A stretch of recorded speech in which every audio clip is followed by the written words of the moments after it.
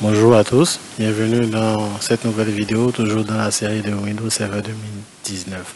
Dans la vidéo précédente, nous avions installé le serveur puis fait les configurations de base. Et à présent, nous allons installer deux services. Nous allons installer le service DNS et le service ADDS. ADDS, Active Directory, c'est un service d'annuaire qui a été créé par Microsoft dans les années 96. Et il est utile pour stocker les informations d'un réseau local dans une base de données. Et son premier objectif, c'est de centraliser l'identification et l'authentification d'un réseau de post Windows. C'est-à-dire qu'un PC veut se connecter au domaine, il assure l'identification et l'authentification de ces postes-là. Et il dispose de trois types de structures. Donc, Active Directory dispose des ressources. Les ressources, c'est quoi? C'est les postes de travail, les imprimantes, les scanners, les dossiers partagés. Il comprend également les utilisateurs, c'est-à-dire les comptes individuels et les comptes de groupe. Quand je parle de compte de groupe, je parle de la liste des utilisateurs avec leurs droits et leurs services. Et enfin, il dispose des services, des courriers électroniques.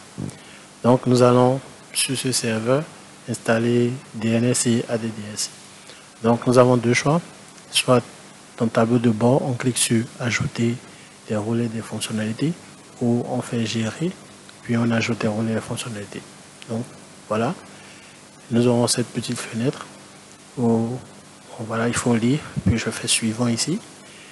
Ici le type d'installation, c'est l'installation basée sur le rôle ou une fonctionnalité. Voilà, donc on fait suivant. Puis nous on sélectionne notre serveur, c'est Windows 16, voilà l'adresse IP fixe attribuée à notre serveur. Donc on fait suivant. On va maintenant cocher les services installés. Donc ici à déployer DNS. On va ajouter les fonctionnalités. Puis on va également cocher Active Directory Domain Service ADDS. Voilà. Puis on fait ajouter les fonctionnalités. Voilà, ce sont ces deux services qu'on aura installés. Puis on fait suivant.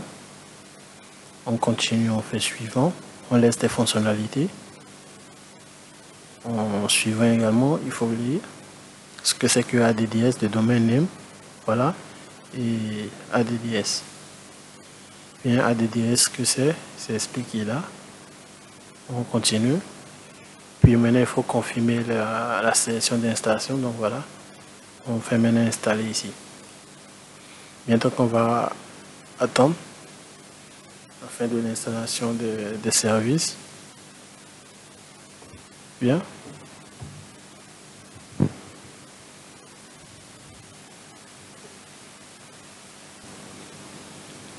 Voilà, une fois l'installation des fonctionnalités terminée, on peut fermer la fenêtre. Puis en haut ici, on voit ce triangle jaune. Voilà ce panneau où il faut maintenant promouvoir ce serveur en contrôleur de domaine parce qu'il n'y a pas encore contrôleur de domaine, il n'y a pas encore un DNS. Donc ici, il faut promouvoir ce serveur. Donc on clique. Puis à ce niveau, on a plusieurs options, soit ajouter le contrôleur à un domaine existant, ce qui n'est pas notre cas ici. Nous, on doit ajouter une nouvelle forêt, c'est-à-dire un nouveau nom de domaine. Donc ici, le nom de domaine racine ici, on met TP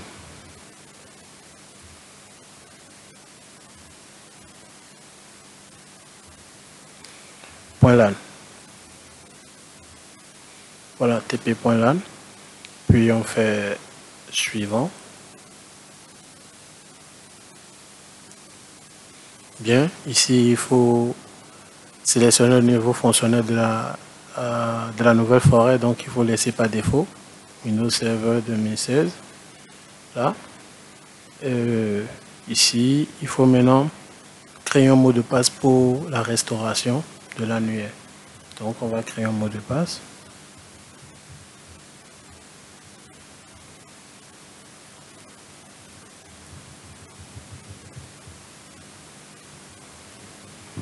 À présent, on peut vers suivant.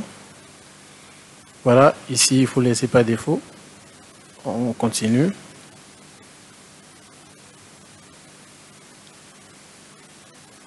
Il va nous générer un nom de NetBIOS par défaut. Il a pris TP. TP, c'est bien parce qu'on aura deux méthodes de connexion.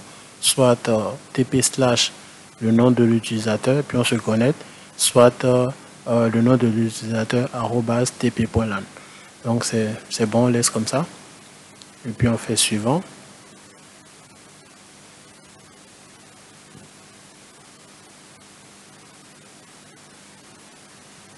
À ce niveau, on laisse par défaut l'emplacement de la base de données ADDSL. Voilà, on continue. Ici également, on laisse tout comme ça, puis suivant. Maintenant, on vérifie la configuration.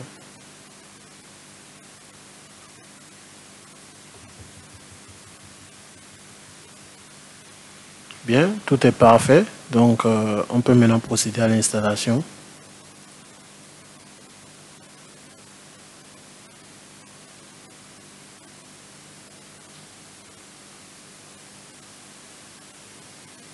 Bien.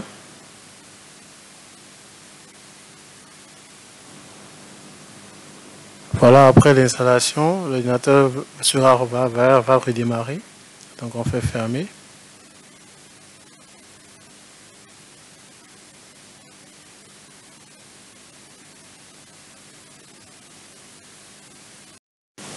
Bien, une fois que le serveur a redémarré, je vais me connecter. Vous voyez, TP/administrator, notre domaine est là. Donc, je me connecte en tant qu'administrateur. Bien, voilà nos deux services, ADDS et DNS. Bien, nous pouvons maintenant ajouter les utilisateurs. Donc ici dans outils, on a le centre d'administration Active Directory, on a l'outil DNS, puis en bas on a l'outil utilisateur et ordinateur Active Directory. Donc on clique ici, on peut ajouter des utilisateurs.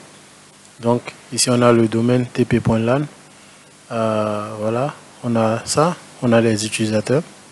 Ici donc on peut créer une unité d'organisation, soit en cliquant ici, soit en faisant clic droit, nouveau et unité d'organisation. Puis on peut même mettre le nom de notre unité et le protéger. Bien. Donc on va utiliser ordinateur comme unité d'organisation. Donc une fois ordinateur créé, vous pouvez ajouter des groupes d'utilisateurs ou un utilisateur. Donc ici je vais ajouter un utilisateur qui va s'appeler Luc. Bien. Je laisse et puis je mets Luc. Donc Luc a la possibilité de se connecter de deux manières, soit en tapant luc@tp.lan, soit en mettant tp/luc. Bien, donc j'enregistre. Donc je me donne un mot de passe.